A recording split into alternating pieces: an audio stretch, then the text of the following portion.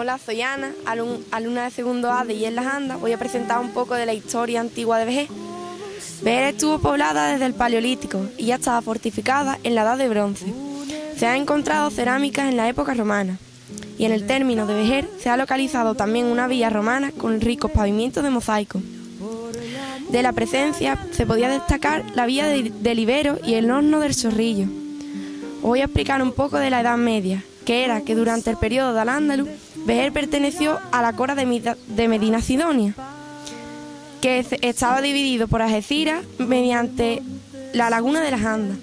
Estuvo habitada por sirios y bereberes, que eran norteafricanos que se mezclaron con la población indígena.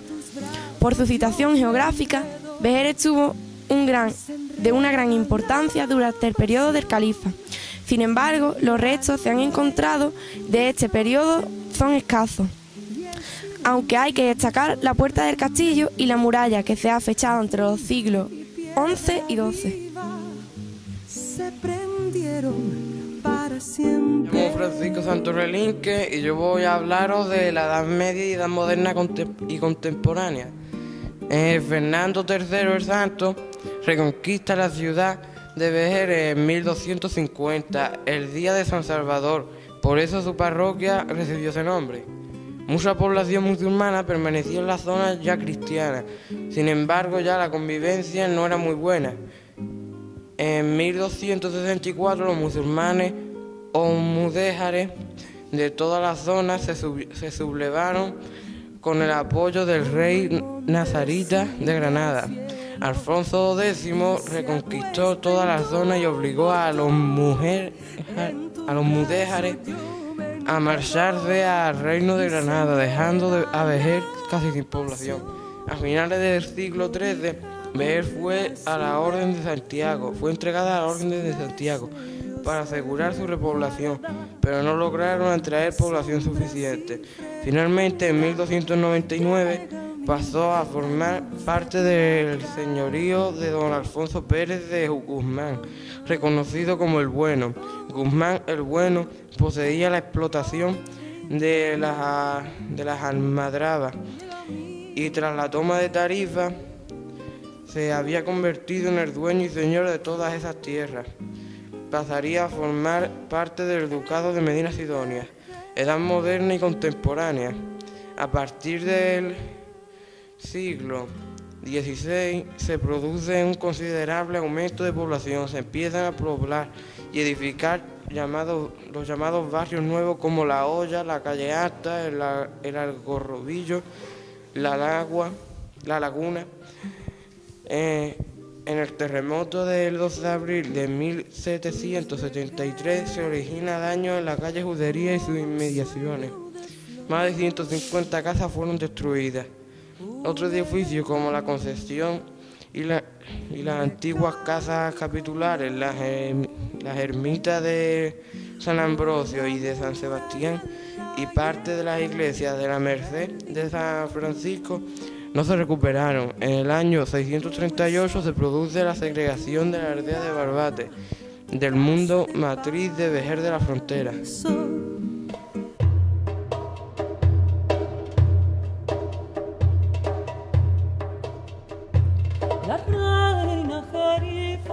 Hola, buenas. Vamos a hablar del recinto murallado de Vejer. Yo soy Marco. Yo soy Este. Vejer de la Frontera posee un magnífico, impresionante, muy bien conservado patrimonio cultural. Fue declarado un monumento histórico artístico en 1976. El recinto amurallado, debido a su carácter defensivo, la antigua villa de Vejer está rodeada por un recinto amurallado. Este recinto agrupa un importante patrimonio histórico. Su origen está en época almohade, siglo XII. En la etapa de la conquista y repoblación castellana, entre 1200 y 1300, Sancho IV ordena la restauración de la fortaleza de Vejer. Ante la inminencia de la guerra de Granada, se realizan labores de restauración de todas las cercas, torres y puertas por parte del duque de Enrique de Guzmán. El recinto amurallado de Vejer representa un polígono irregular de 6 lados y es irregular por ir ajustándose a los desniveles del terreno. La cerca tiene un perímetro de unos 2 kilómetros y una superficie de 4 hectáreas. Los muros tienen un grosor de unos 2 metros. aumentando considerablemente en las puertas. Su fábrica es de piedra y sillalejos, unidos por argamasa de cal y arena.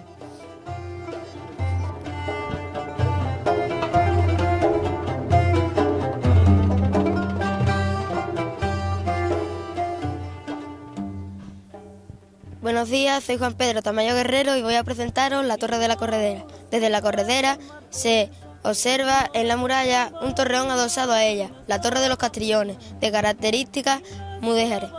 Situada en la parte norte del recinto amurallado, es probablemente la más reciente de las torres. Su construcción debió de ser entre el 1475 y 1480, fecha en la que el duque don Enrique de Guzmán emprende importantes obras de reforma y ampliación de la fortaleza de Vejer. La torre está construida con sillares de piedra muy regulares, que contrasta con el resto de las edificaciones de carácter defensivo, en las que los materiales son más irregulares. Ha sido restaurada y se conserva en buen estado. En su interior hay señales de antiguas hogueras que se utilizaban para mandar mensajes de humo a Medina Sidonia.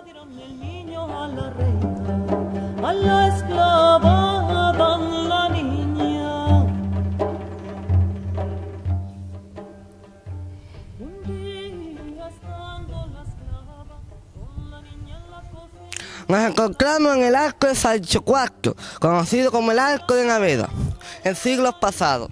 Es quizá la puerta más antigua de la muralla vejeriega, en siglos XIV y XV.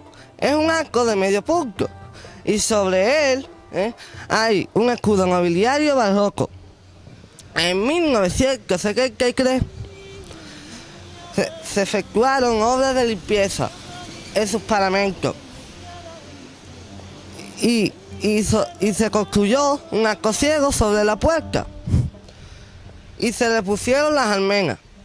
Posteriormente, el ayuntamiento obtuvo una pequeña parte adosada que embelleció este enclave urbano.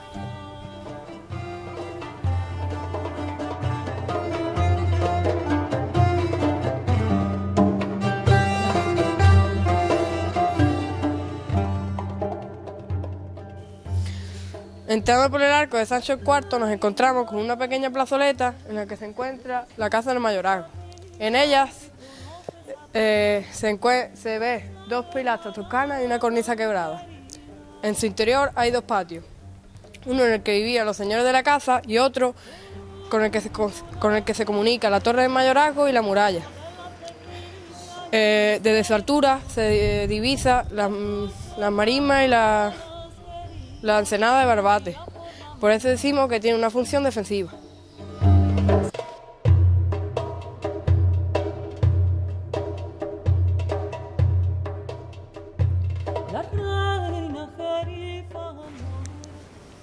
Ahora os vamos a enseñar el segundo patio, con el que comunica con la torre del mayorazgo.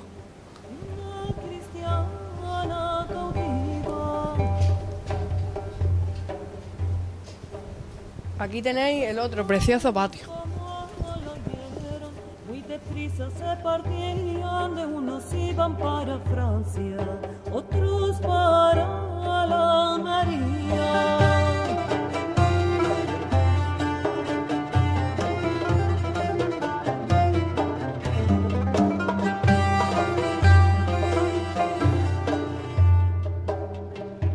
Mataron al conde Flores y a la condesa traía, se la llevan de presente a la reina de Almería. Toma, señora, esta esclava, la esclava que vos querías, que no es ni mora ni es judía, ni es dada a la malicia.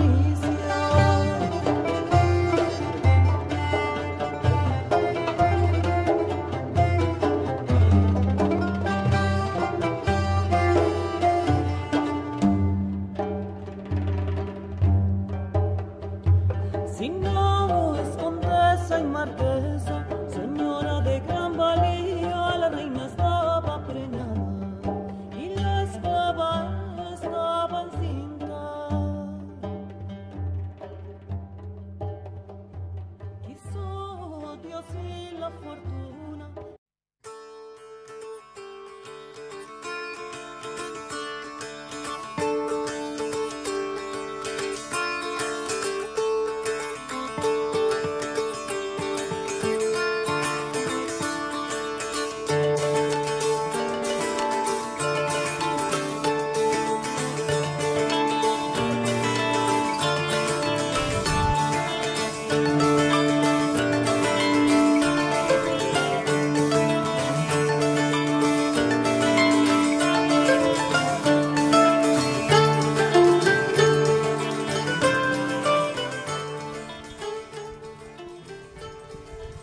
Ahora nos encontramos en el Arco de la Villa, o mejor conocido en época musulmana como el Arco de Almolcabel o Puerta del Cementerio. En la ladera exterior, mientras se realizaban nuevas calzadas, se han encontrado numerosas tumbas alineadas hacia la Meca, que hoy esta ladera se llama la Cuesta de Ayuntamiento. Este algo al que dio más importancia en el siglo XVI, con la incorporación de una plaza que se usaba como para usos militares, como para paseo o esparcimiento. La puerta no era una de las más esbeltas, ya que estaba construida con los materiales pobres de la época. En el siglo XX se realizó una profunda reforma, ampliando los muros del arco y acorde con su época.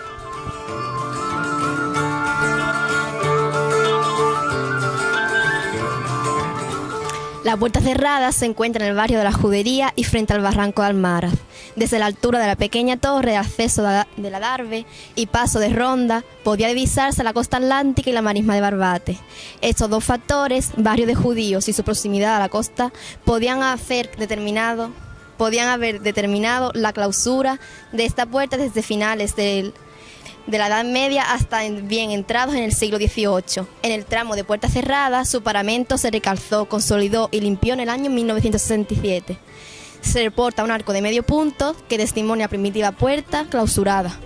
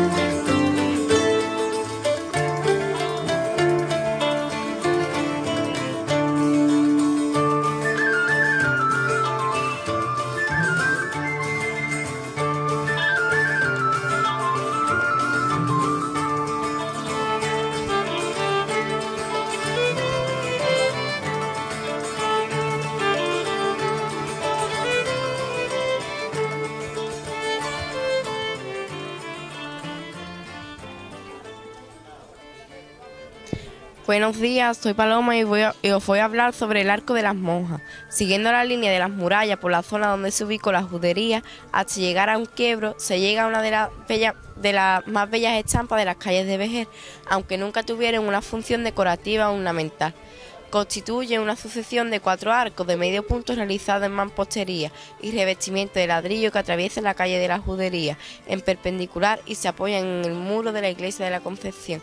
Se construyeron hacia el final de la década de los 60, en el siglo XVIII, como contrafuerte del muro sur y de la bóveda de la iglesia de la Concepción, que experimentaba importantes fisuras y amenazaba ruinas como consecuencia del terremoto de 1773.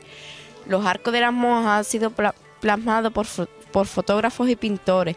Ha sido restaurado a finales de la década de los 90 del pasado siglo.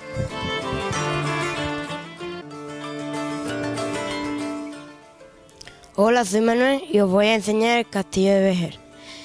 Fue un castillo construido por Abderramán III en el siglo X. Está catalogado como castillo menor puesto que solo tenía una puerta de entrada. Vamos por aquí. Ese arco que vemos ahí es de herradura enmarcado en un alfil. Fue descubierto en los años 70 cuando recuperándose de la cal.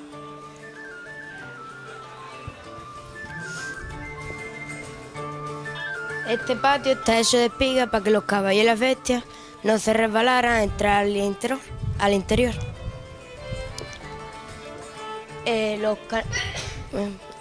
Los palacetes que vemos por ahí fueron construidos por el duque de Medina Sidonia para venir a veranear.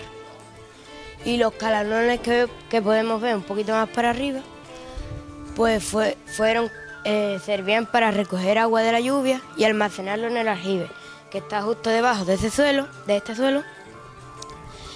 y se recogían por los pozos, uno ahí y otro que hay allí. Ese pozo servía para todas las personas de Vejer y el otro era simplemente para el castillo. Estos aperos de labranza eran herramientas para labrar y cultivar el campo. Este es el patio de armas. Está dividido en 3 partes. Las 2 del lado son privadas de este ayuntamiento y aquí antes venían para entrenar antes de las batallas. La iglesia que vemos allí es la parroquia del Divino Salvador, construida en el siglo XV. Tiene 3 monumentos arquitectónicos: gótico mudéjar, gótico tardío y gótico románico. Un poquito más a la izquierda de la antena, a la izquierda del edificio blanco, entre la antena podemos ver la estrella de David.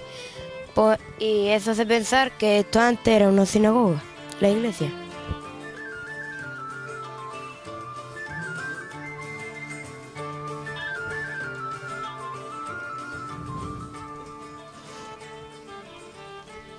La encina que vemos ahí tiene más de 500 años.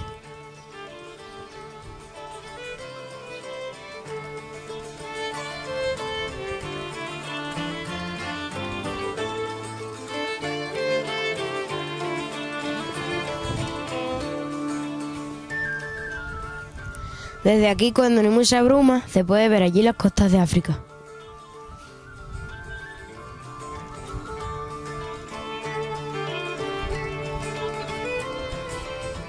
Detrás de este hotel antes estaba la laguna de las Andas, que era una de las más grandes e importantes de Europa, y se mandó a secar en la época de Franco porque traía muchas enfermedades y mosquitos.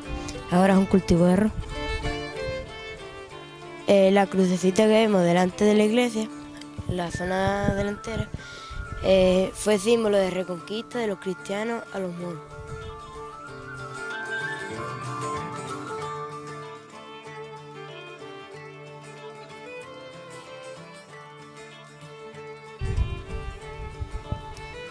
Este es el convento de las monjas concesionistas, construido por don Juan Amaya con la condición de que él y su familia, cuando muriesen, fuesen enterrados, y así está en el altar mayor.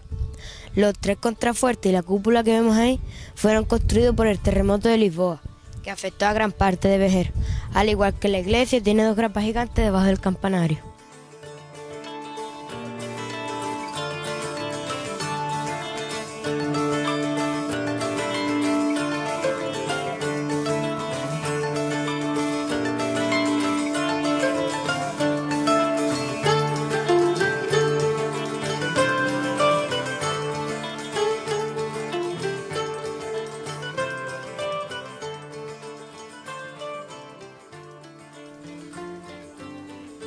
Esta es la subida a la parte privada del castillo, donde antiguamente habitaban la familia Muñoz de Arenilla y los duques de Medina Sidonia o Medina Celi.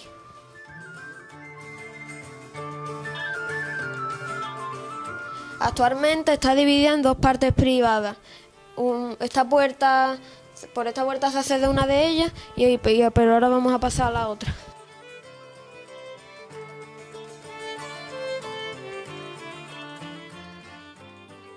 Este es el antiguo salón de baile, donde se realizaban todas las fiestas. Y ese hombre es Pedro Muñoz de Arenilla y Muñoz de Arenilla, que en el siglo XIX compró el castillo a los duques de Medina Celi.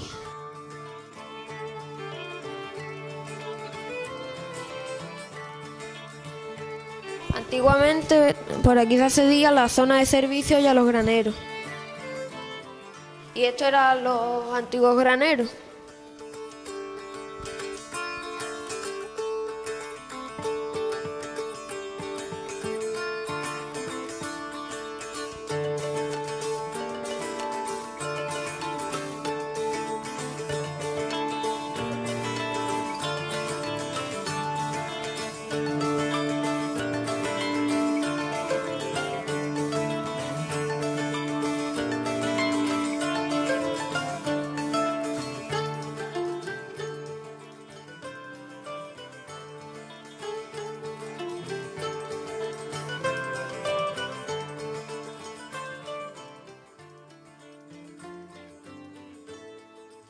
La iglesia fue construida sobre una antigua mezquita. Su anchura es de 18 metros y su longitud de 21 metros.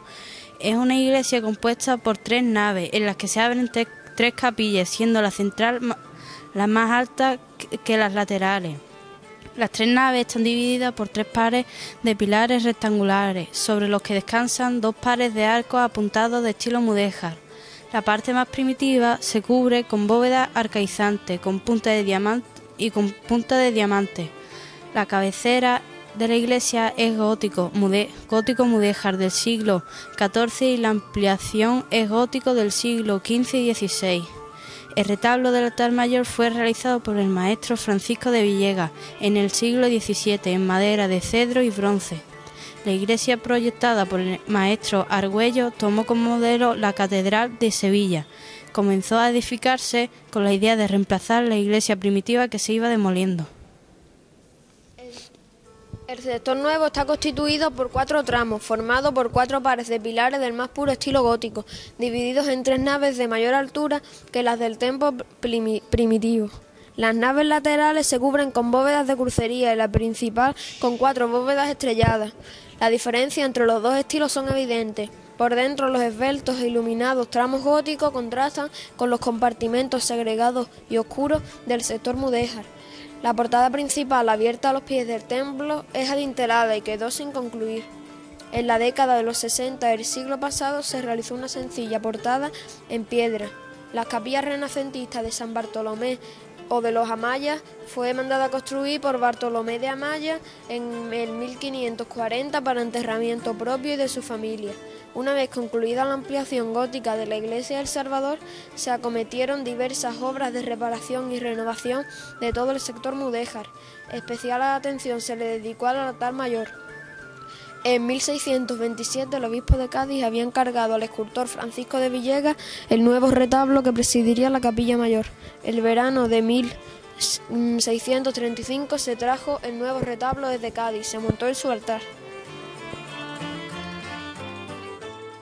Esta puerta pertenece al conjunto defensivo de baluarte de la Segur, debido a ser edificado y restaurado profundamente entre el 1475 y 1480 por el segundo duque de Medina Sidonia, don Enrique Guzmán. La puerta presenta un grueso de más de 3 metros y se halla reforzada por el torreón cilíndrico de la corredera, por su lado norte, y por una pequeña torre cuadrada por el lado sur que enmarca y defiende la puerta de la Segur. Por la cara de levante la puerta, con un arco de medio punto en su origen, presentaba un alfiz labrado en la piedra con una composición simétrica de símbolos y escudos de armas.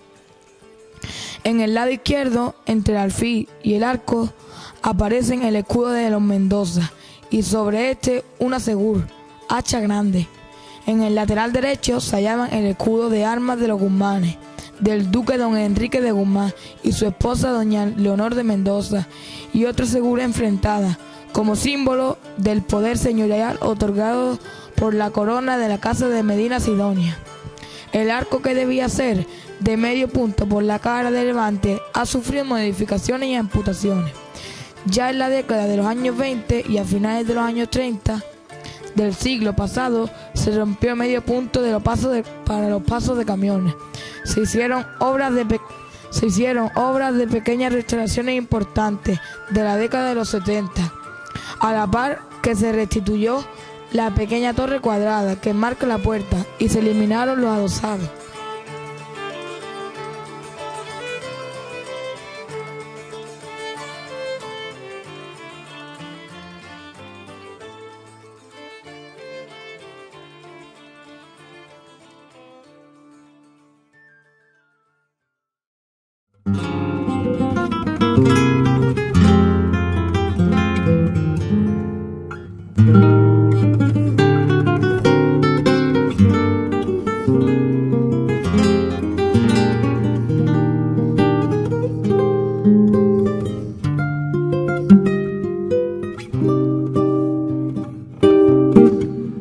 Es vejer como un sueño de flores, un Edén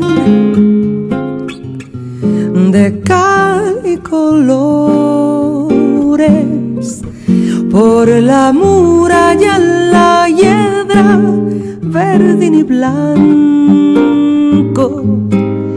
como el sol de tu mirada, casa de paso, como el monte sube al cielo y se acuesta en tu portón.